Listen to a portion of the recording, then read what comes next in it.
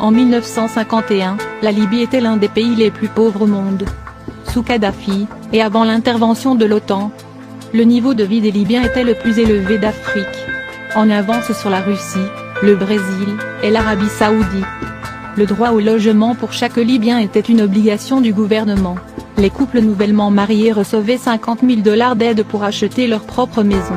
L'électricité était gratuite pour tous. Le niveau d'éducation était très élevé. Le taux d'alphabétisation avait atteint les 85%. Les Libyens bénéficiaient d'un système de soins des plus avancés et surtout, gratuit pour tous. Les personnes ne trouvant pas les soins ou l'éducation qui leur convient en Libye, recevaient une aide du gouvernement pour se rendre à l'étranger. Tous les prêts étaient sans intérêt, à 0%. Le prix de l'essence était de 14 centimes. Chaque Libyen souhaitant devenir agriculteur, le gouvernement lui offrait une ferme, avec de l'équipement du bétail et des semences. Le 1er juillet 2011 à Tripoli, 1 700 000 Libyens sont sortis pour manifester contre l'OTAN. 1 700 000 Libyens. Ce qui représentait 95% de la population de Tripoli, soit environ un tiers de la population de la Libye. La banque centrale libyenne appartenait à l'État. Et contrairement aux banques occidentales, en Libye la banque n'était pas détenue par les Rothschild, et donc libre de dettes. En 1991, la Libye a été accusée sans preuve d'être responsable de l'attentat de Lockerbie Paname 103. Il s'est avéré que les États-Unis avaient payé les témoins au procès, 4 millions de $ chacun, pour témoigner contre les accusés libyens. Ils ont été payés pour mentir, et ils ont depuis retiré leurs preuves. Kadhafi avait également travaillé pour remplacer le paiement du pétrole qui était en dollars américains, par le dinar africain. Nicolas Sarkozy avait traité la Libye de menace pour la sécurité financière de l'humanité. L'un des premiers actes de la Libye rebelle a été de créer une nouvelle banque centrale. Devenue la propriété des Rothschild, comme les nôtres en Occident, les pays de l'Ouest. La famille Rothschild possède plus de la moitié des richesses du monde.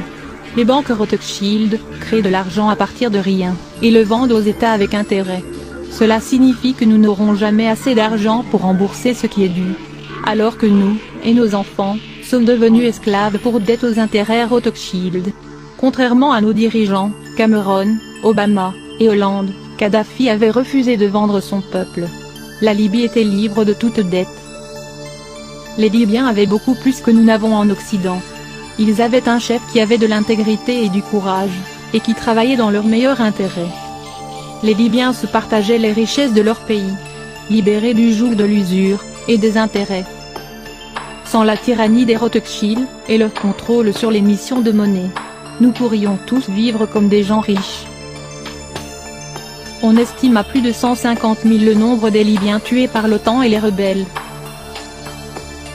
Kadhafi croyait en la démocratie directe, comme le prévoit son livre, le livre vert, The Green Book. Selon Kadhafi, les démocraties parlementaires sont intrinsèquement corrompues. Que les gens peuvent, et devraient se représenter. Après avoir cru les mensonges sur cet homme toute ma vie, son livre m'a étonné. Comment rester assis sans réagir, en regardant comment des individus et des pays sont diabolisés, détruits par nos gouvernements criminels. Et regarder les médias protéger ces personnes responsables de crimes contre l'humanité.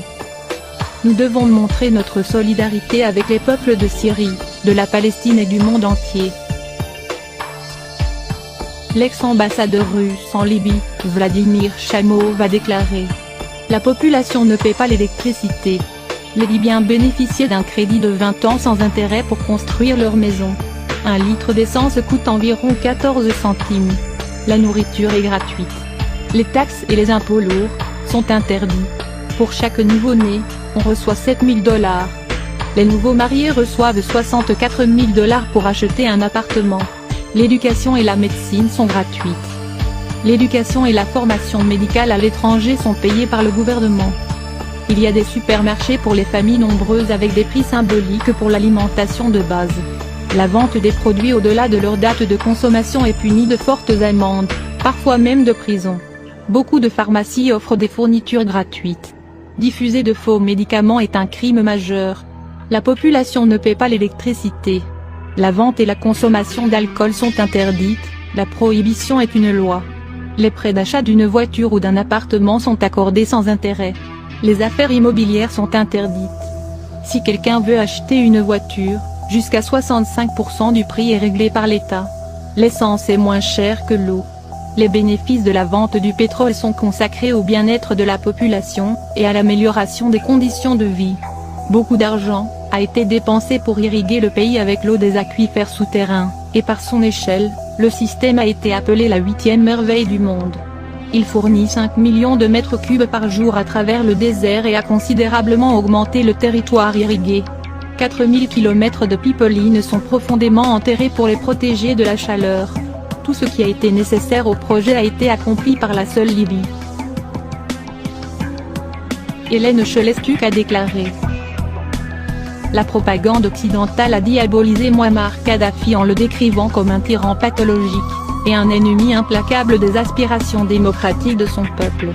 Ce n'est pas vrai, car il existe en Libye des mécanismes de contrôle populaire et de démocratie, il existe des conseils élus de citoyens et des communautés autonomes, comme appelées ici, des communes.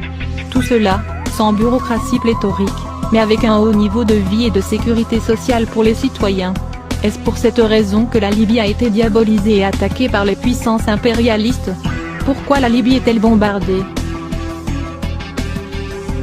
La Libye qu'on décrit comme une dictature militaire de Kadhafi, est en réalité, l'État le plus démocratique du monde.